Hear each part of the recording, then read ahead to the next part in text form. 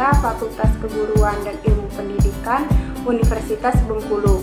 Nah, kali ini kita akan membahas mengenai manajemen pembiayaan sarana dan prasarana. Nah, pada pembahasan pertama yaitu ada pembiayaan. Yang pertama, konsep pembiayaan pendidikan. Menurut Mulyasa pada tahun 2005, pembiayaan pendidikan adalah pengelolaan atau segala proses keuangan di sekolah atau madrasah guna memaksimalkan pencapaian tujuan kegiatan sekolah. Yang kedua yaitu landasan hukum pembiayaan pendidikan.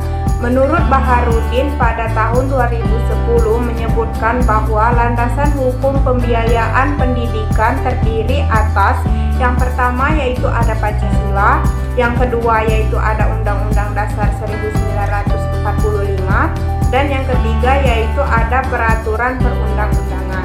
Yang ketiga yaitu ada sumber keuangan sekolah. Menurut Nanang Fatah pada tahun 2004, sumber keuangan sekolah yaitu yang pertama orang tua, yang kedua pemerintah pusat, yang ketiga pemerintah daerah, yang keempat masyarakat, yang kelima fasilitas sekolah, yang keenam siswa, dan yang ketujuh yaitu pemilik sekolah atau yayasan. Nah, yang keempat yaitu kategori biaya pendidikan.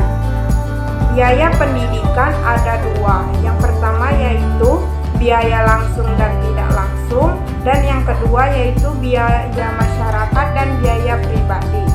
Biaya langsung dan tidak langsung yaitu biaya yang berproses dalam produksi pendidikan, di mana biaya pendidikan ini secara langsung dapat meningkatkan mutu pendidikan. Biaya tidak langsung adalah pengeluaran yang tidak secara langsung mendukung proses pendidikan.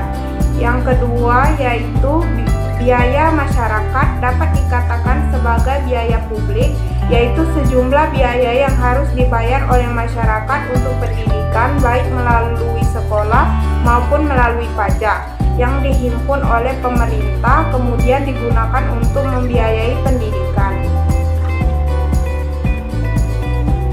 Adapun fungsi pembiayaan pendidikan, menurut Baharudin pada tahun 2010, fungsi pembiayaan pendidikan yaitu yang pertama memungkinkan penyelenggaraan pendidikan dilakukan secara efisien dalam artian dana yang diperoleh dapat digunakan untuk pencapaian tujuan tertentu yang diinginkan. Yang kedua yaitu memungkinkan ketercapaian kelangsungan hidup lembaga pendidikan. Yang ketiga yaitu dapat mencegah adanya kekeliruan, kebocoran, atau penyimpangan penggunaan dana dari rencana semula. Dan yang terakhir yaitu menggambarkan target-target yang akan dicapai sekolah atau madrasah. Nah, materi selanjutnya yaitu manajemen sarana dan prasarana. Pengertian sarana dan prasarana. Menurut Darsini Mulyasa pada tahun 2005, sarana adalah segala sesuatu yang dapat dipakai sebagai alat untuk mencapai makna dan tujuan. Sedangkan prasarana merupakan semua perangkat kelengkapan dasar atau fasilitas yang secara tidak langsung menunjang jalannya proses pendidikan atau pengajaran seperti halaman sekolah, taman, dan kebun. Manajemen sarana dan prasarana adalah suatu kegiatan bagaimana mengatur dan mengelola sarana dan prasarana pendidikan secara efektif dan efisien dalam rangka pencapaian tujuan yang telah ditetapkan. Selanjutnya, perencanaan sarana dan prasarana. Perencanaan sarana dan prasarana persekolahan dapat didefinisikan sebagai keseluruhan proses perkiraan secara matang rancangan pembelian, pengadaan, rehabilitasi, distribusi, atau pembuatan peralatan dan perlengkapan yang sesuai dengan kebutuhan sekolah. Nah, adapun tujuan dan manfaat perencanaan sarana dan prasarana. Pada dasarnya, tujuan diadakannya perencanaan sarana dan prasarana yaitu untuk menghindari terjadinya kesalahan dan kegagalan yang tidak diinginkan. Yang keempat yaitu persyaratan perencanaan sarana dan prasarana.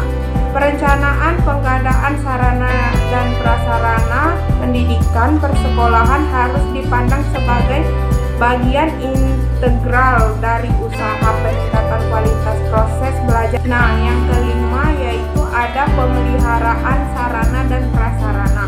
Pemeliharaan sarana dan prasarana pendidikan menurut Barnawi pada tahun 2015 adalah kegiatan untuk melaksanakan pengurusan dan pengaturan agar semua sarana dan prasarana selalu dalam keadaan baik dan siap untuk digunakan secara berdaya guna dan berhasil guna dalam mencapai tujuan pendidikan. Dan yang terakhir yaitu penghapusan sarana dan prasarana. Menurut Barnawi pada tahun 2015, penghapusan sarana dan prasarana merupakan kegiatan pembebasan sarana dan prasarana dari pertanggungjawaban yang berlaku dengan alasan yang dapat dipertanggungjawabkan. Nah, itulah seputar materi mengenai manajemen pembiayaan sarana dan prasarana.